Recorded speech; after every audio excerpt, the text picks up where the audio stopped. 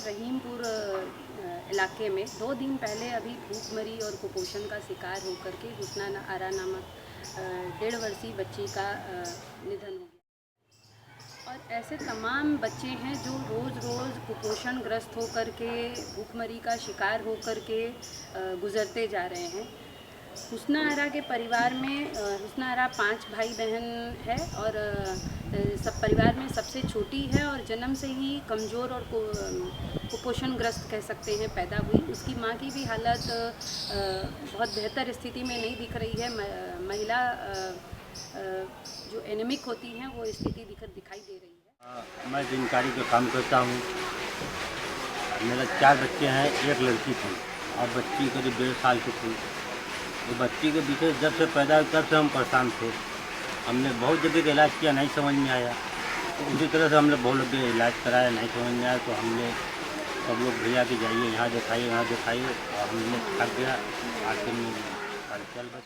जी, हमारे यहाँ जो पोखरी के समस्या है, ये समस्या बहुत ख़राब हो चुका है। हर बच्चे बीमार होते हैं और हमारे बड़े बच्चे को कालरा की शिकायत बहुत ज़्यादा हो चुकी है। अब तक उन्हें हम इलाज कर रहे हैं, फिर भी पर वो सही ढंग से ठीक नहीं हो रहा है। वो बार डॉक्टर के पास जब हम जाते हैं तो डॉक्टर यही सवाल करते हैं कि पोखरी के गंदगी की वजह से ये समस्या आपके पास है। आपके आसपास जो बच्चे बीमार होते हैं इसी वजह से बीमार होते हैं। रहीमपुर हुस्ना आरा का परिवार जहाँ रहता है इसके बहुत नज़दीक ही एक बड़ा पोखरा है जिसका नाम बेटी ताल है और इस ताल में हज़ारों परिवार जो आसपास के रहते हैं उन परिवारों का जो अपशिष्ट है, जो कचरा है उस ताल में आता है। और इस ताल में इतना सारा कचरा इकट्ठा होने के वजह से, गंदा पानी इकट्ठा होने की वजह से जो गैस है, दुर्गंध है, उसका सीधा असर लोगों के स्वास्थ्य पे पड़ रहा है। और ये सिर्फ बेटी ताल की बात नहीं है, लगभग हर मुस्लिम बाहुल्य इलाका वहाँ पे सफाई की बहुत बुरी स्थिति है। मैं यहाँ तकरीबन 18 साल से रह रहा हूँ और ये देखने को मुझे मिल रहा है कि मतलब यहाँ की तमाम 25-30 हज़ार की लगभग आबादी है और सारे आबादी का पानी इसी पोखरी में गिर रहा है सीवर का जल निकासी के ना होने के कारण। और इससे तमाम तरह की बीमारियाँ पैदा होती हैं। बहुत से बच्चे कुपोषण का शिकार हुए, कितने बच्चे डेथ कर गए अब तक जो तो मतलब इसकी कोई गिनती ही नहीं है। ये जो है तो गंदगी इतना ज़्यादा हो चुका है कि बहुत ज़्यादा इसके वजह से बीमारी फैल रहा है। अरे हैजा कालरा का शिकार हो रहा है, कोई कौनो चीज़ का। ये मच्छर बहुत बड़ी मच्छर आ गए हैं यहाँ पर। हमारे पास कौन सी रोज़गार है? एक ही रोज़गार है, हम दोनों आदमी मिलकर करते हैं। 100-150 का काम करते हैं, उतने में हम अपना पेट पालेंगे कि बच्चे के दवा करेंगे। फिर भी पर अपने पेट काट कर बच्चे को इलाज करने की पूरी कोशिश करते हैं, पर बच्चे बीमार हमेशा रहते हैं।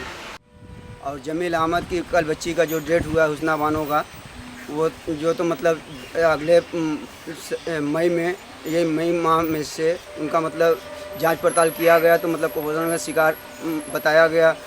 उसके बाद भी कोई मतलब आंगनबाड़ी कार्यकर्ती इलाज के लिए ले नहीं गई। और खाते क्या है? नमक रोटी, दाल रोटी, यही सब खाते पीते हैं।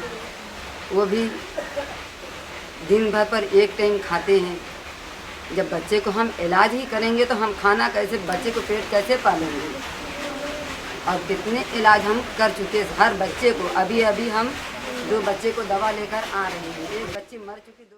थोड़े दिन तक तो प्रशासन उस एरिया में उनकी देखभाल के लिए डिपार्टमेंट सक्रिय हो जाता, लेकिन कुछ समय बाद फिर प्रशासन वही ढाक के 3 पात जो ICDS डिपार्टमेंट है या PDS डिपार्टमेंट है या बुनकरों के कल्याणकारी कार्यक्रम के लिए चलाए जाने वाला हथकरघा विभाग है, सब लोग थोड़े समय के बाद फिर वहीं आकर के अपने कार्यालय तक सिमट जाते हैं और उन बुनकर परिवारों को क्या योजनाएं मिली, कहाँ तक वो लाभान्वित हुए, उनका कितना असर उनके परिवार और बच्चों पे पड़ा, इसकी कोई भी निगरानी नहीं होती, इसकी कोई भी जांच नहीं होती। ये सभी जो साड़ी बुनकर हैं आर्थिक तंगी से जूझ रहे हैं, गरीब हैं। साड़ी दस्तकारी की हालत सारी इंडस्ट्री की हालत बहुत कमज़ोर है, उसी दूसरी तरफ वहाँ पे अगर सफाई की व्यवस्था नहीं है तो इसका सीधा सीधा असर लोगों के स्वास्थ्य पे पड़ रहा है और सबसे पहले बच्चे और महिलाएं, वृद्ध इससे प्रभावित हो रहे हैं और बहुत ज़्यादा बीमार हो रहे हैं, लोग कुपोषणग्रस्त हो रहे हैं और उस मौत का शिकार हैं। तो ये सुस्ती और संवेदनहीनता कब तक बनी रहेगी? बहुत ज़्यादा ज़रूरत है बच्चों की देखभाल की, और कब तक हम लोग आज के समय में भी अपने बच्चों को खोते रहेंगे, जहाँ पे तकनीक इतना विकसित है, जहाँ पे योजनाएं इतनी सारी चल रही हैं लोगों को समृद्ध करने की।